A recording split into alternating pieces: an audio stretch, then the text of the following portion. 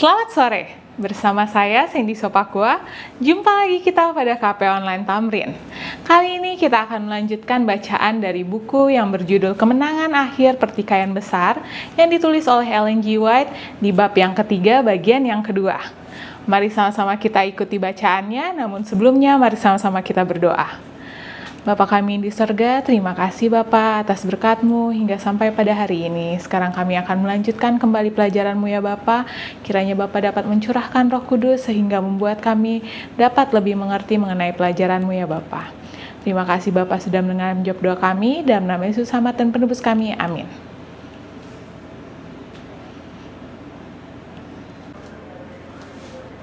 Naiknya kekuasaan gereja Roma menandai permulaan zaman kegelapan. Sementara kekuasaannya bertambah, kegelapan semakin pekat. Iman telah dialihkan dari Kristus, fondasi yang benar itu kepada Paus Roma. Sebagai gantinya, percaya kepada Anak Allah untuk pengampunan dosa-dosa dan keselamatan kekal, orang-orang memandang kepada Paus dan kepada imam-imam dan ulama-ulama yang telah diberikan kuasa. Mereka telah diajar bahwa Paus adalah pengantara duniawi mereka, dan bahwa tak ada seorang pun yang dapat menghampiri Allah kecuali melalui Dia, dan lebih jauh lagi, Ia berdiri sebagai ganti Allah bagi mereka, dan oleh sebab itu secara mutlak harus dituruti. Setiap penyimpangan dari tuntutan ini telah menjadi alasan yang cukup menjalankan hukuman paling berat bagi tubuh dan jiwa para pelanggar. Dengan demikian, pikiran orang-orang yang telah dialihkan dari Allah yang kepada orang-orang yang bersalah, berdosa dan kejam, dan juga kepada Raja Kegelapan sendiri yang menjalankan kuasanya melalui mereka. Dosa ditutupi di dalam jubah kesucian. Pada waktu Alkitab ditindas dan ditekan, dan manusia menganggap dirinya lebih tinggi, kita hanya melihat penipuan, tipu muslihat dan penghinaan. Dengan ditinggikannya hukum-hukum dan tradisi manusia, maka nyatalah kebobrokan yang diakibatkan oleh mengesampingkan hukum Allah. Masa itu adalah malapetaka bagi gereja Kristus. Tinggal sedikit yang setia mempertahankan kebenaran. Walaupun kebenaran itu tidak ditinggalkan tanpa saksi-saksi, namun kadang-kadang kelihatan kesalahan dan tahyul lebih merajalela dan menonjol. Dan agama yang benar seakan-akan lenyap dari muka bumi ini. Injil tidak tampak lagi, tetapi bentuk-bentuk agama berkali lipat ganda dan orang dibebani dengan tuntutan yang keras. Mereka diajarkan bukan saja memandang Paus sebagai pengantara mereka, tetapi mempercayai tugas Paus untuk menghapus dosa mereka.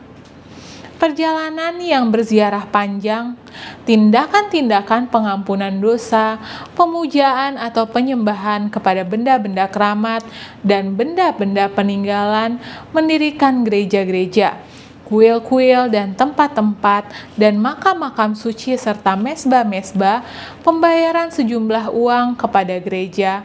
Semua ini serta tindakan-tindakan serupa dipadukan untuk meredakan murka Allah atau mengambil hatinya, seolah-olah Allah itu seperti manusia yang marah oleh karena perkara kecil atau dapat ditenangkan dengan pemberian-pemberian atau tindakan-tindakan pengampunan.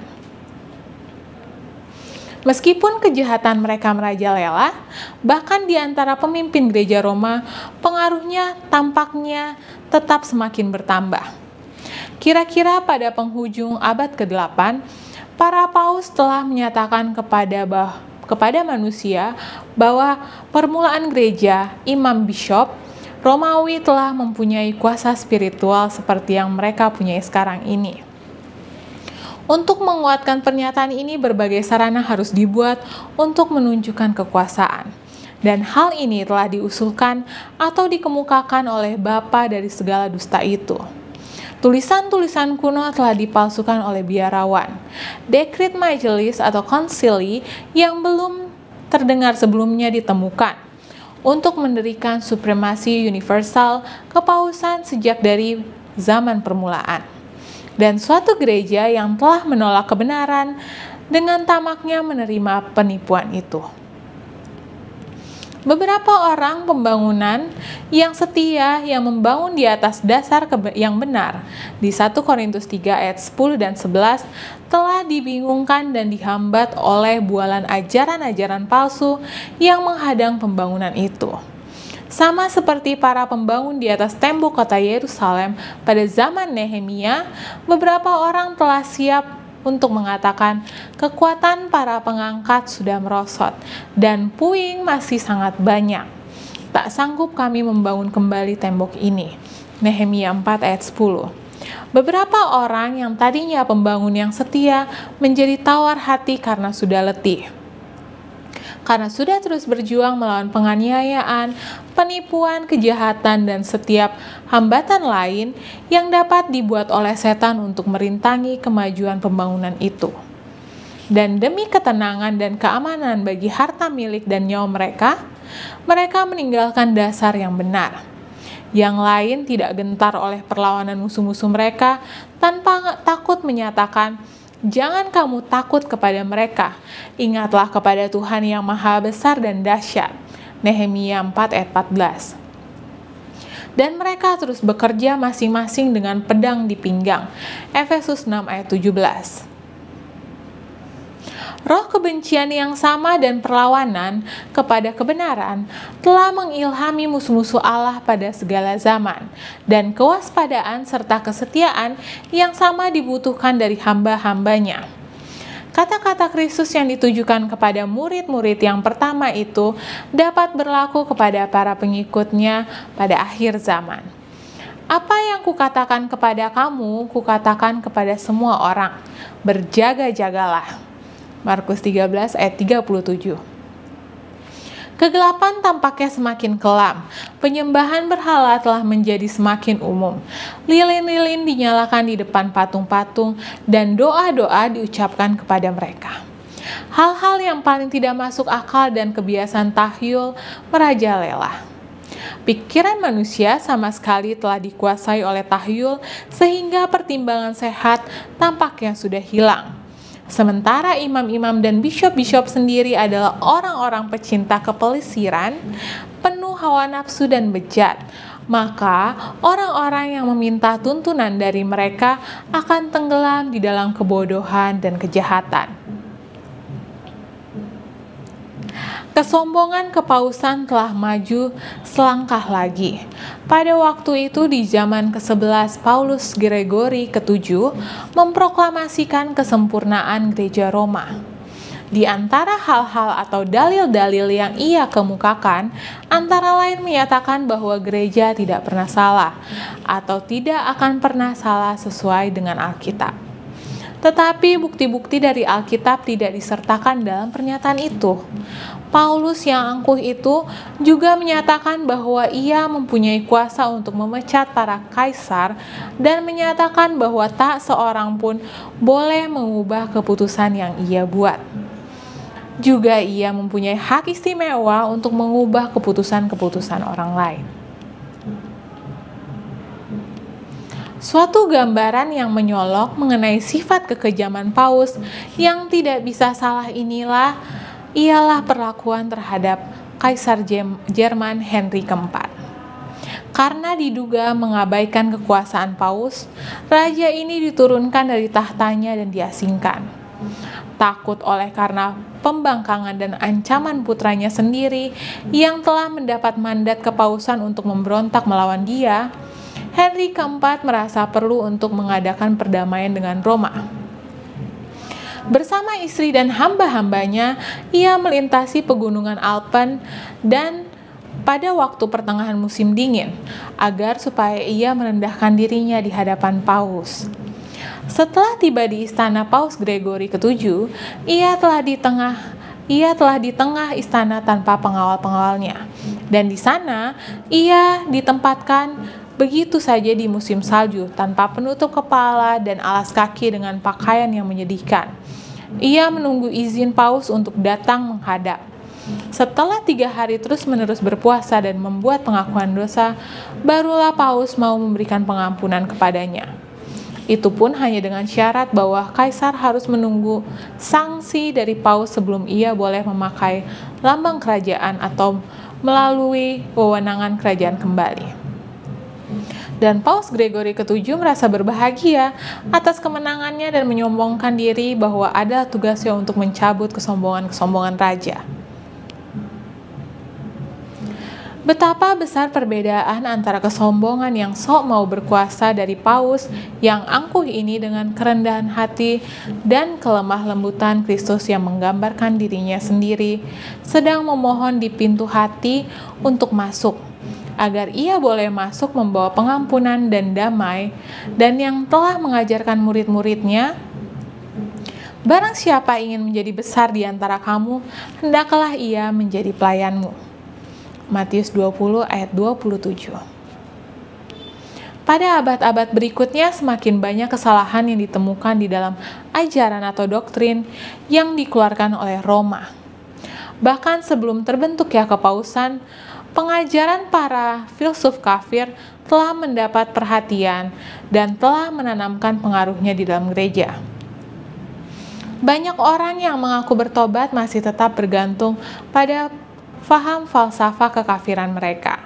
Dan bukan saja mereka terus mempelajarinya, bahkan menganjurkan kepada orang lain sebagai sarana untuk memperluas pengarah mereka di antara orang kafir. Dengan demikian, kesalahan yang serius telah dimasukkan ke dalam kepercayaan Kristen. Salah satu yang menonjol ialah kepercayaan mengenai kebakaan alamiah manusia dan kesadarannya di dalam kematian. Doktrin inilah yang menjadi dasar Roma memanggil di dalam doa orang-orang kudus yang telah meninggal dan pemujaan kepada perawan Maria. Dari kepercayaan ini muncul pula kepercayaan yang menyimpang mengenai penyiksaan yang kekal bagi orang-orang yang tidak mau mengakui dosa-dosanya. Suatu kepercayaan yang pada mulanya telah digabungkan kepada kepercayaan kepausan.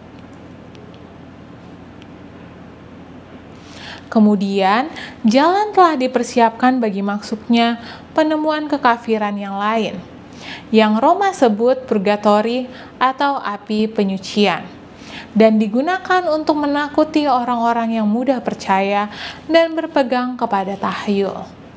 Dengan ajaran kepercayaan yang menyimpang ini, memperkuat adanya tempat penyiksaan, di tempat mana jiwa-jiwa yang belum tergolong ke dalam kutukan kekal harus menderita hukuman atas dosa-dosanya. Dan dari tempat ini juga, setelah dibersihkan dari kekotoran, mereka diterima masuk ke surga. Masih diperlukan suatu rekayasa lain untuk menyanggupkan Roma memperoleh keuntungan dari ketakutan dan sifat buruk pengikut-pengikutnya. Hal ini ialah doktrin pengampunan dosa. Pengampunan penuh dosa-dosa masa lalu, masa kini, dan masa yang akan datang, dan pembebasan dari semua kesakitan dan hukuman dijanjikan bagi semua orang yang mau mendaftarkan diri berperang bersama Paus untuk melebarkan kekuasaannya, untuk menghukum musuh-musuhnya, atau untuk membasmi mereka yang berani menyangkal supremasi spiritual kepausan. Orang-orang juga diajarkan bahwa dengan membayar sejumlah uang kepada gereja, mereka boleh membebaskan diri dari dosa dan juga membebaskan jiwa teman-teman mereka yang sudah meninggal dan yang telah dimasukkan ke dalam api penyiksaan. Dengan cara ini, Roma mengisi peti perbendaharaannya dan mempertahankan kebesaran serta kemewahannya, dan perbuatan jahat para wakil yang munafik dari dia yang tidak mempunyai tempat untuk meletakkan kepalanya.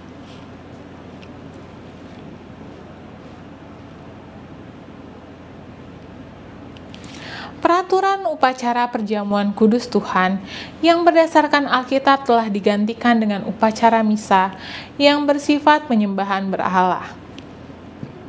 Iman-iman kepausan berpura-pura oleh penyamaran tak berperasaan untuk mengubah roti dan anggur sederhana itu menjadi tubuh dan darah Kristus.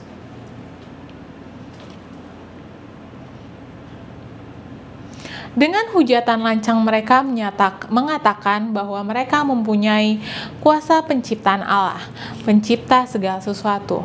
Orang-orang Kristen dipaksa disiksa sampai mati untuk mengakui terus terang iman mereka dalam kemurtadan yang mengerikan dan menghinakan surga. Mereka yang telah menolak telah dilemparkan ke dalam nyala api. Pada abad yang ke-13 telah ditetapkan suatu alat kepausan yang paling mengerikan dari semua yang disebut inkuisisi atau pemeriksaan. Raja kegelapan bekerja sama dengan para pemimpin kepausan. Dalam rapat-rapat atau konsili rahasia mereka, setan dengan malaikat-malaikatnya mengendalikan pikiran orang-orang jahat. Sementara di tengah-tengah berdiri tidak kelihatan malaikat-malaikat Allah, mencatat dengan teliti keputusan-keputusan jahat dan kejam dari mereka dan menuliskan sejarah perbuatan mereka yang sangat mengerikan bagi mata manusia. Babel yang besar telah mabuk karena meminum darah orang-orang kudus. Berjuta-juta orang yang mati syahid yang telah diremukan berseru kepada Allah memohon pembalasan atas kuasa yang murtad itu. Kepausan telah menjadi raja dunia yang lalim, dan sewenang-wenangnya raja-raja dan kaisar-kaisar tunduk kepada dekret kepausan Roma. Nasib manusia baik yang sekarang maupun selama-lamanya tampaknya ada dalam pengendalian dan kekuasaannya. Selama beratus-ratus tahun ajaran-ajaran atau doktrin-doktrin Roma dan telah diterima secara luas dan mutlak. Upacara-upacaranya dilakukan dengan khidmat, hari-hari raya yang dirayakan secara umum, pastor-pastornya dihormati dan didukung dengan limpahnya. Tidak pernah seperti itu sebelumnya. Gereja Romawi memperoleh kewibawaan, keagungan, atau kuasa yang lebih besar. Akan tetapi, tengah hari bagi kepausan adalah tengah malam bagi dunia ini. Alkitab yang suci hampir tidak dikenal lagi, bukan saja oleh orang-orang biasa, tetapi juga oleh imam-imam. Seperti orang-orang Farisi zaman dahulu kala, para pemimpin kepausan membenci terang itu yang akan menyatakan dosa-dosa mereka. Hukum Allah, ukuran kebenaran itu telah ditolak. Mereka menjalankan kekuasaan tanpa batas dan melakukan kejahatan tanpa rintangan. Penipuan, keserakahan, dan kejanggalan merajalela. Orang-orang dengan leluasa membuka kejahatan dengan mana ia bisa memburu harta atau mendapatkan kedudukan. Istana-istana paus dan para pejabat tinggi gereja telah menjadi tempat pesta pora dan kebejatan moral yang paling memalukan dan menjijikan. Beberapa pejabat kepausan yang sedang berkuasa telah melakukan kejahatan sehingga pemerintah-pemerintah sekuler berusaha menyingkirkan pejabat-pejabat gereja yang bertindak bagaikan binatang buas yang terlalu menjijikan untuk ditoleransi. Selama berabad-abad Eropa tidak mengalami kemajuan dalam pendidikan, seni, dan budaya. Kelumpuhan moral dan intelektual telah menimpa kekristenan. Keadaan dunia di bawah kekuasaan Romawi menyatakan kegenapan nubuatan Nabi Hosea yang menakutkan. Umatku binasa karena tidak mengenal Allah, karena engkaulah yang menolak pengenalan itu. Maka aku menolak engkau menjadi imamku. Dan karena engkau melupakan pengajaran Allahmu, maka aku juga akan melupakan anak-anakmu. Sebab tidak ada kesetiaan dan tidak ada kasih dan tidak ada pengenalan akan Allah di negeri itu. Hanya mengutuk, berbohong, membunuh, mencuri, berzina, melakukan kekerasan dan penumpahan darah, menyusul penumpahan darah. Hosea 4 ayat 6, 1 dan 2. Semuanya itu adalah akibat dari meniadakan firman Tuhan. Demikianlah pembahasan kita pada sore hari ini. Mari sama-sama kita berdoa. Bapa kami di sorga, terima kasih Bapa atas berkat-Mu hingga sampai hari ini. Tadi kami sudah membahas panjang mengenai pelajaran-Mu ya Bapa. Kiranya Bapa dapat mencurahkan Roh Kudus sehingga kami dapat membedakan mana yang baik, mana yang bukan ajaran-Mu ya Bapa. Terima kasih Bapak sudah mendengar menjawab doa kami, dan nama Yesus selamat dan penebus kami. Amin. Sampai jumpa minggu depan, Tuhan memberkati.